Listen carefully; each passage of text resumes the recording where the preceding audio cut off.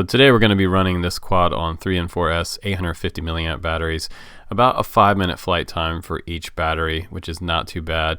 We have PLA ducts for 2-inch props. They are bullnose props and a wheelbase of about 100 millimeters across square to square. We have an H-style design with a Cadex Tarsier 4K and a real-time analog and 4K camera. You have tons of camera protection side by side and up top with 1.5 millimeter carbon plates.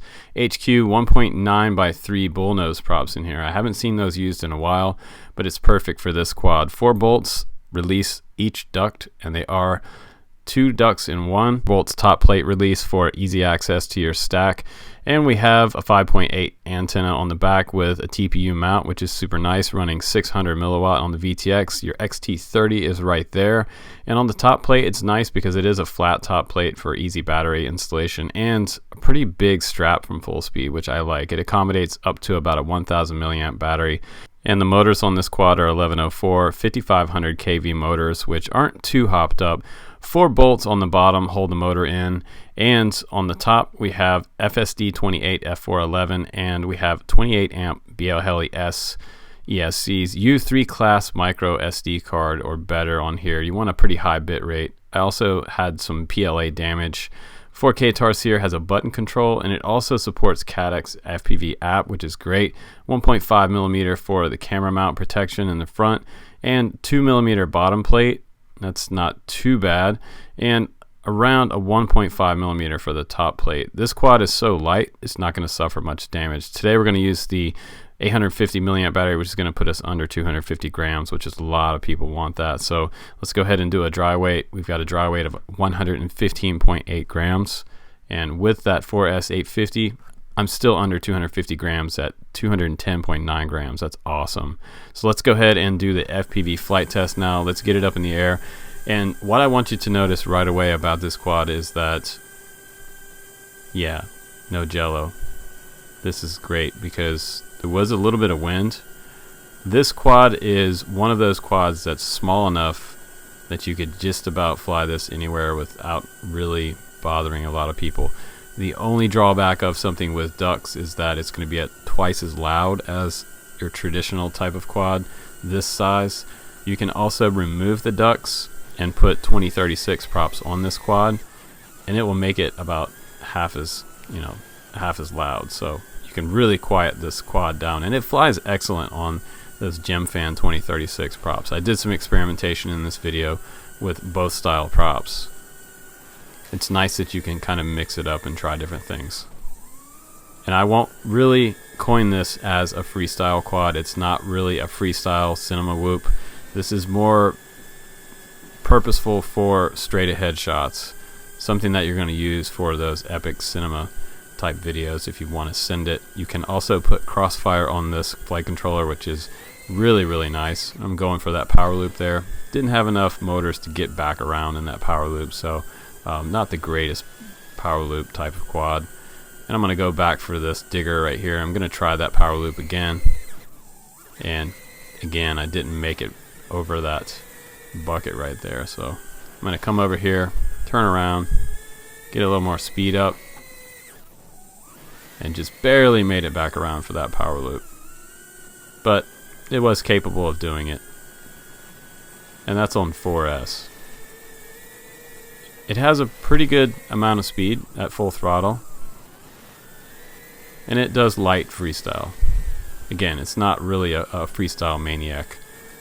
This quad is very nice for those straight ahead shots. So I don't really suggest trying to freestyle it too much. That's when you make mistakes. You don't have enough power and you end up breaking your ducts. You want to keep these ducts away from concrete, because these are PLA ducts, and the PLA is brittle compared to TPU. TPU is on the antenna mount, and I'm not really sure why iFlight and FullSpeed decided to use PLA. If you can get the STL file, it would be nice if you could print them yourself and make backup copies of your ducts, or just print them in TPU.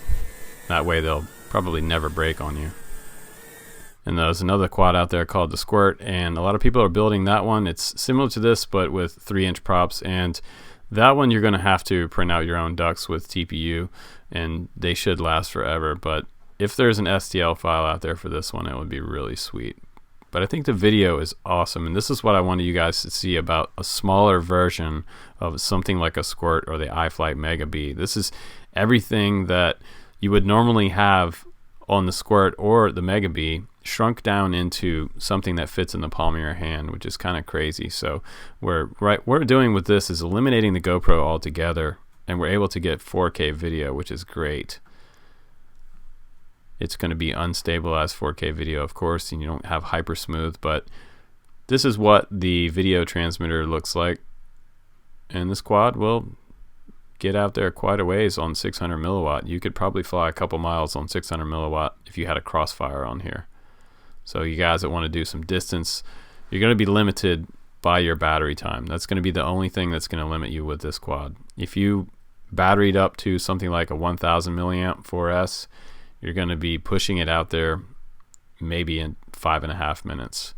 But it might not be worth it to add the extra weight to the quad. The 850 is about the perfect size battery for this quad in all my testing. But it does have a decent punch out, a decent climb rate. The bullnose props help a lot. I did play around with some of the other HQ props that had a nicer, not a bullnose tip on it, and I guess my best filming came with the stock props and using the ducts. Taking the ducts off will turn it into something that you can freestyle, but if you're looking for cinematic video, this is the way to go with this setup. This is probably the least amount of jello that I've seen in a Tarsier setup.